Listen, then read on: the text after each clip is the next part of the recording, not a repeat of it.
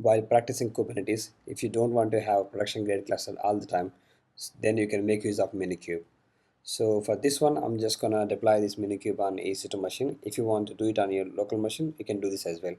But I highly recommend you to use any virtual machine, probably remote machine, such as EC2, because I don't want you to mess up with your system. So simply you can terminate anytime on this cloud. So for this one, what you can do, I don't want you to supply key pair all the time. So you can open your terminal, then run this command ssh keygen -trsa, then press enter.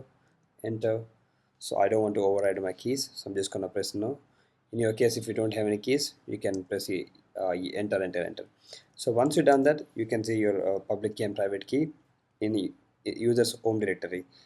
That's ssh, and then you can have idrsa dot pub. That's a public key.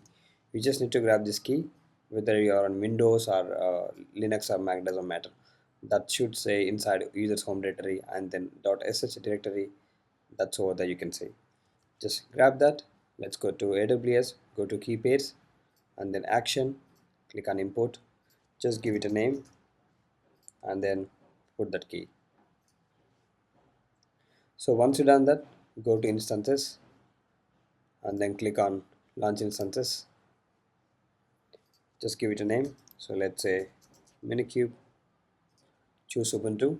So if you type Minikube in the search bar, you can go to this link, and then you can see here it says at least you need 2 virtual CPUs, and then at least 2 GB of free memory and 20 GB of storage. So that's what you need to have. So if you go with T3 micro, is not gonna work because it has only 1 GB RAM. So let's choose T3 medium. This one doesn't come under free tier, so make sure to have your credits, or otherwise you need to pay the bill. And then click on the key pair you can choose. So in this case, I'm gonna go with the default VPC, and then I'm just gonna enable public IP. So if you want to create secret group, you can create, let's say Minikube SZ. Just gonna put same description. So I'm going to allow SSH only from my machine, so just put my IP. So if your IP changes, you need to update this every time in secret group. Then let's choose 20 GB and then click on launch instance.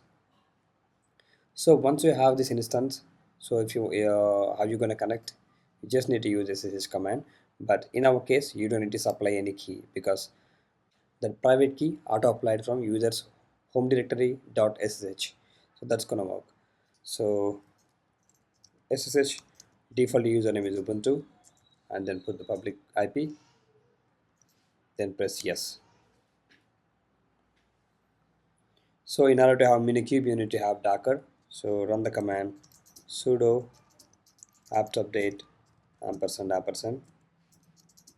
sudo curl https and then get.docker.com, and just pipe it to bash. So this one is going to install Docker. So meanwhile, what you can do, you can choose your Linux here, and then binary x86-64, and then choose this binary. Now we have Docker. If you run the command docker images, it's not going to work, because if you check in echo user $user, you're running as a Ubuntu user.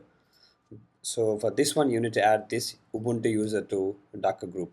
So for that one, sudo user mod -a capital Z. You're just appending the group. Group name is Docker, and then username is Ubuntu. Still, it's not going to work. Just exit it. Use up arrow, reconnect. So once you've done that, if you run the command docker images, now it's going to work. Now just grab this command and paste it. So once you have this, you can check it by running just Minikube. Now you can see help page. So if you try to run it as a sudo user, so how you gonna start this cluster, Minikube cluster? You just need to type Minikube start, but don't try to run it as a sudo user. It's gonna give you an error. It says exit due to user with the root privileges. So just need to exit it. Now you can run Minikube start. So this one is going to pull Docker image, and it's gonna run that as a Docker container, then you can get a Kubernetes cluster, single Kubernetes cluster. So how are you going to interact with this cluster? Obviously, you need kubectl. So let's say kubectl for Ubuntu. Scroll down. You just need this command. Copy it. That's been done now. Just paste the command. Now you got the kubectl. Runs sudo chmod +x kubectl, and then let's move this to user local bin. So /usr local and bin. Now you don't have it moved it, so if you run kubectl, that's fine. So I don't want to type kubectl all the time, so what I'm gonna do, I'm just gonna edit users bash rc. That will be under users home directory dot bash rc. So just press shift G to go to end, then press O. So it's gonna insert our next line. Then type command alias, whatever you want to put ku, just put that. So I just want to have k, so I'm just gonna say kubectl. I got this now. Now if I run the command k get nodes, okay, you just need to load it. So let's say bash. Now type k, it's gonna work now. K get nodes. Now you can see the Minikube cluster. So every time once you're done with this, you can just stop it. Stop this EC2 machine, otherwise you'll be get billed. And then just stop it, and whenever you want to practice, just start this machine. You're gonna get a new public IP if you don't have a static IP, elastic IP, and then grab it, then connect. The once you connect, you just need to run command minikube start. So that's how it's gonna start the cluster.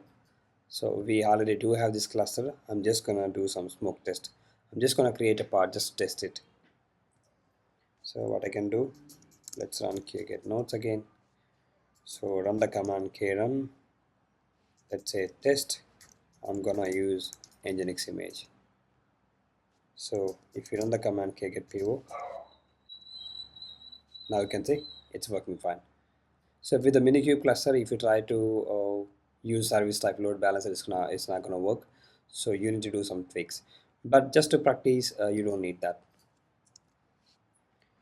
So what you can do once you're done, you can run the command sudo power off. Now it's automatically gonna power up this machine. Soon it's gonna trigger on. Now you can see. That's all for this video. Thank you so much for watching.